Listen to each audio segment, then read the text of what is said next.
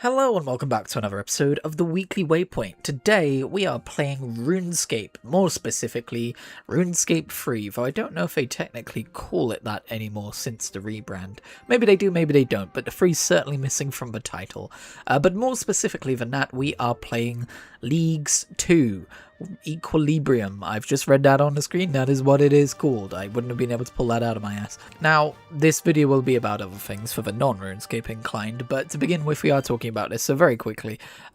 Leagues is a limited time game mode that they like to do. It's been a thing in old school RuneScape for much longer than it has been here, and the idea is it's like this kind of, you break the game, you start with like 5 times XP, and if you keep progressing through the tasks, you can earn up to 16 times XP, and you have these crazy perks which break the game in lots of really fun and interesting ways, both in terms of combat and in terms of skilling.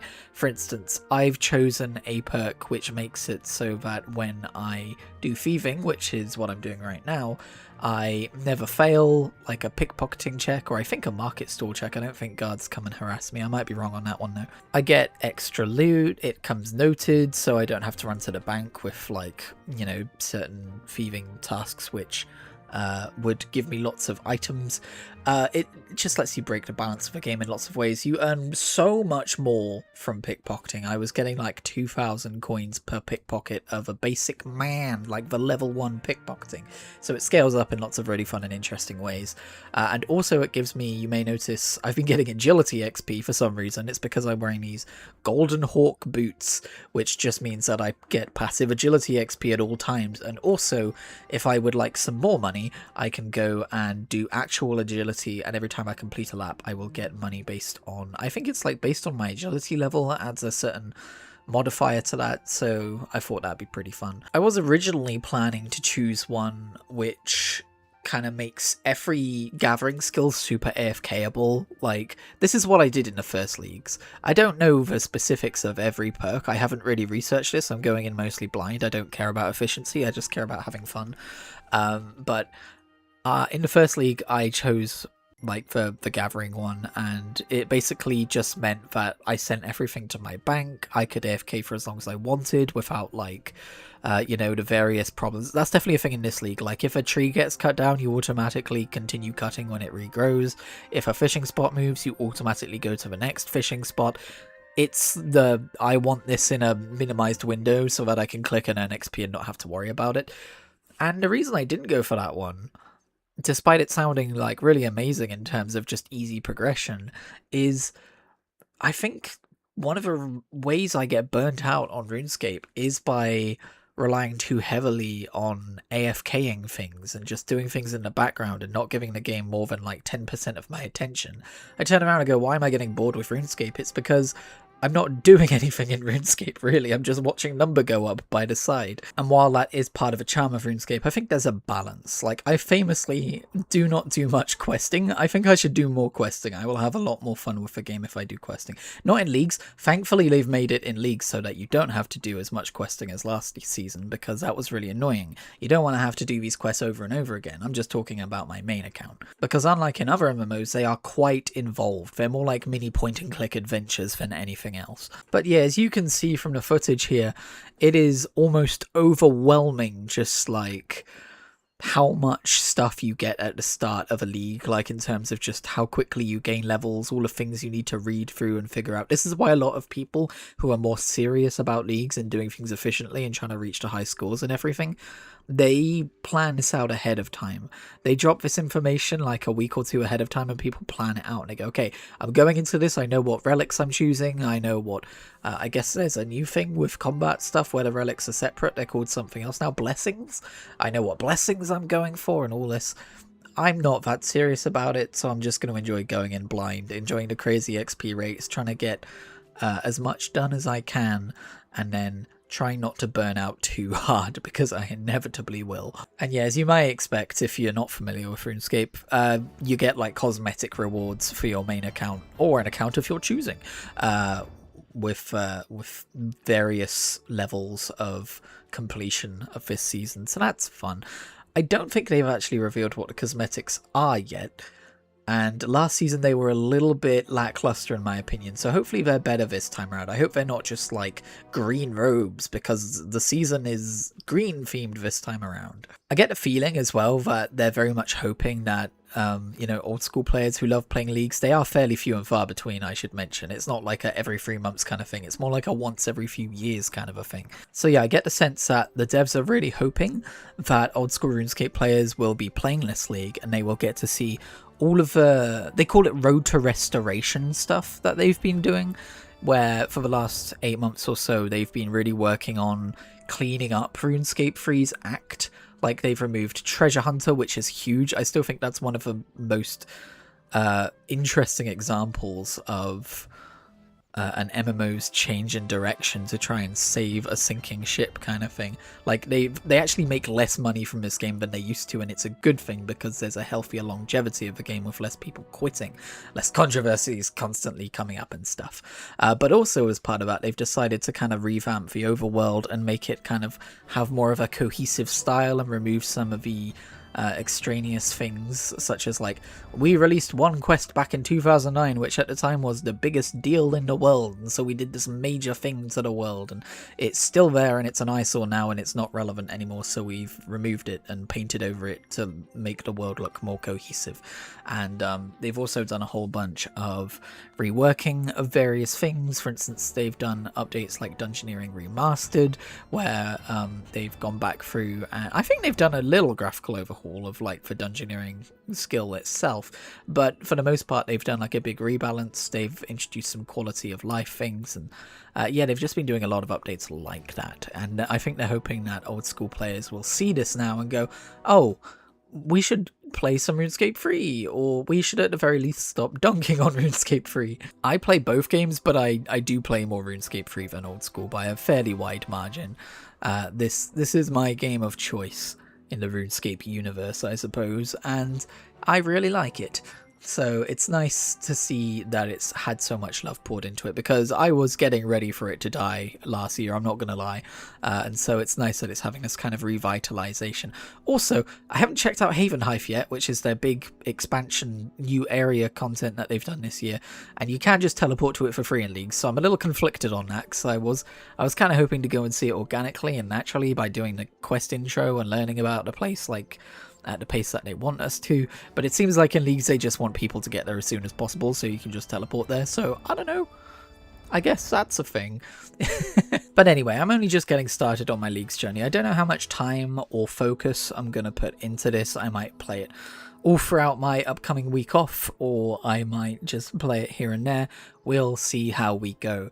But I have been playing other video games this week, and I will probably be putting some time into some of those as well. Firstly, I just want to mention I've put out a completely separate video talking about the fact that I beat Xenoblade Chronicles Definitive Edition, Nintendo Switch 2 edition this week, which is wild because I lack the focus to finish most RPGs, and I finished this one in a little over a week. Like last week's Weekly Waypoint, I was talking about, I'm going to play through Xenoblade Chronicles for real this time, and I put that in the title, and I was wondering, like, is this going to age poorly? No, turns out it did not, in fact, age poorly. And if you would like to hear my thoughts on everything Xenoblade Chronicles, full spoilers style, in terms of story and how it went down and what I thought about it and everything, that video is available on the channel. It's the one just before this one.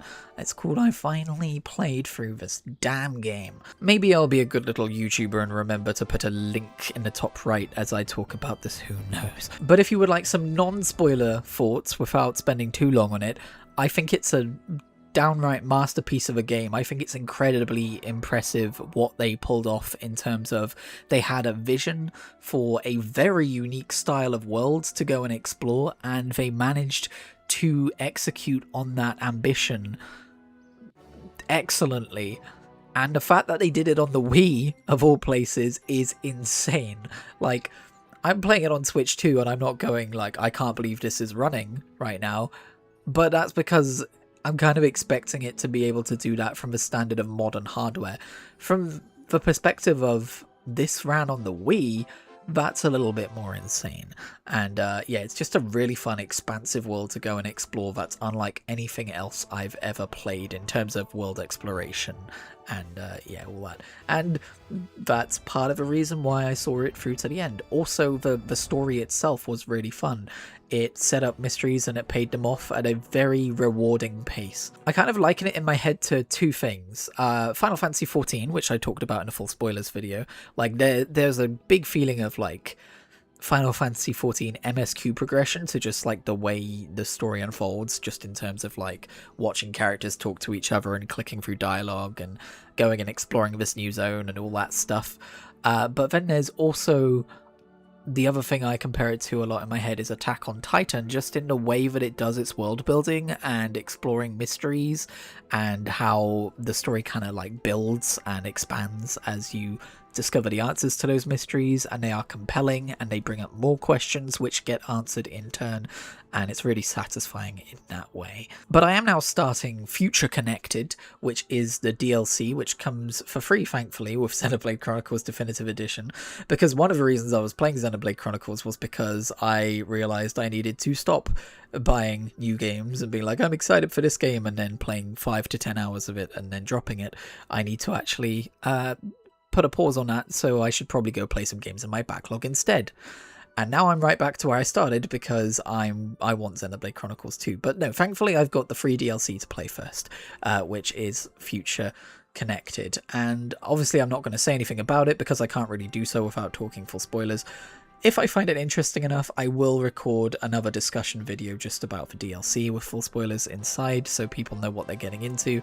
But spoiler-free first impressions about DLC is it's fun. It's nice. It's interesting. I almost said intriguing, which is why I said interesting weirdly. It's interesting to see just like the gameplay decisions, like, you know, because it's kind of a DLC expansion, like what do they do differently and what do they keep? And then also just like the premise of where we are and what we're doing makes a lot of sense, and it's nice that we're able to do that. And I still have a lot of questions I would like answered as well, and I'm hoping the DLC will answer them, or start to answer them at the very least. I have no idea how long it's going to be. I don't know if this is going to be like a 10-hour long adventure or a 30-hour long adventure, but I'm just going to take my time with it and enjoy the ride. But the other thing which I want to talk about is also a Switch 2 game, because Final Fantasy XIV came out on Switch 2 this week, and I was originally just going to set up like a separate alt account and just play the free trial and have like an alt account and that I could just do the free trial on, so I don't have to worry about paying a separate sub or buying the game again or anything like that. But I did actually get hooked in and just end up buying the game again, and so I think it comes with like 2 months of playtime. I don't know if that's going to be the case all the time or if we've just got like an extra free month because it's launch or something. I think that is what someone said, but I've been playing it on the Switch, and I have played console versions of Final Fantasy XIV before. I played some of like a free trial version on PS4 years ago, and then I played some of it on Game Pass on my Xbox console years ago as well. So I am familiar with like how it runs and plays and feels on console, which is shockingly similar to the PC version, to be honest, just with a little bit worse performance, and it doesn't look quite as good, obviously. But now it's on the Switch 2, and from what I can remember of those console versions, the Switch 2 version might be superior to the PS4 and Xbox Series, at least S versions that I played, because there are parts of the game which are in 60 frames a second, and there are parts of the game which aren't. And if that concerns you, there is a 30 frames a second cap. As someone who spent years of their life playing on a PC without the best graphics card, I am used to a fluctuating FPS, so it doesn't really bother me too much. But it is nice that the option is there for people who would rather just have a stable 30 than a hovering 30 to 60. Although it is usually at least at 40 frames a second or higher. But yeah, the biggest adjustment for me is getting used to controller, which is something I was trying to do on PC anyway before this, because I had a new controller, if you remember, not too long ago, like a month or two ago. When was my birthday? A month ago. 2 months ago. Good lord, time flies. And so I was like, hey, I want to use my controller at all the games, so let's try and get a controller cross hotbar set up on the old PC. I did abandon that pretty quickly, but that was mostly just because I wasn't really in the mood for Final Fantasy XIV at the time. And as you can see, I am currently super into RuneScape, so I also don't know how much time I'm going to sink into it on Switch right now. But all that to say, yeah, my main adjustment on Switch is learning how to play on controller, which I'm getting there. Like, I did the level 100 expert dungeon Mistwake, which I think is a fairly spoiler-free title, so we can talk about it. I did that twice, and the first time I did it, I was a mess, because I didn't know how to zoom the camera out, and I hadn't fought to lessen spell effects from other players, so I couldn't see a goddamn thing. I was pretty far zoomed in on my character, and I couldn't see the enemy right in front of me. All I could see was magic sparks going off. And the frame rate was taking a hit as well, thanks to all the crazy spell effects. But thankfully, you can tone those down, and you can zoom the camera out. And the second time I did it, I was getting a little bit more used to my cross hotbar as well. And yeah, I had a pretty good time. I would say I was almost as good at my rotation as I am on PC, and I would argue weirdly that I was actually better at passing the boss mechanics than I am on PC, although maybe that's just because I ran it like 2 days in a row. So one day I was like, wait, shit, what does this boss do again? And then the second day I was like, I know how this goes. But even then, like, in some of the higher level dungeons in Final Fantasy XIV, I am pretty guilty of relying on my party to kind of like indicate what to do with how they dodge the boss moves, sometimes depending on what the boss move is. But this time around, I found myself kind of leading the party a little bit more, which was nice. And yeah, like I said, I'm not super in the Final Fantasy XIV mood right now, so I don't know that I'm going to sink a bunch of time into this. I was kind of playing on my character, and I was going, this is really cool. I really love playing this over here on the Switch. You know, there's upsides and downsides, but for the most part, I love playing it on the Switch too. And it's really cool that it's there. But there's not really all that much for me to actually do, because I'm already caught up on the MSQ, and I don't really feel like getting into raiding right now, and there's a whole bunch of side things that I could be doing that I don't feel like getting into right now. So I did the inevitable. I did what I always do. I made a new character and I started the game again. And when I say I did what I always do, what I really mean is I've started this game so many times, but I've still only got to the end of A Realm Reborn twice. One on the character that I've actually done it on, like the full story, and one on a kind of joke character I made, which is a Lalafell version of a streamer's character. But whatever, I've started over for like the 19th time, and I'm playing on a character called Indigo Magica. Previously, he was Indigo Quillstroke on a different server, but I kind of remade him, I tweaked a few things. He's now a black mage, or he's going to be. And so far I've got him up to the Adventurers Guild, and that's it. But I think it could be fun to kind of have him as a Switch 2 exclusive character.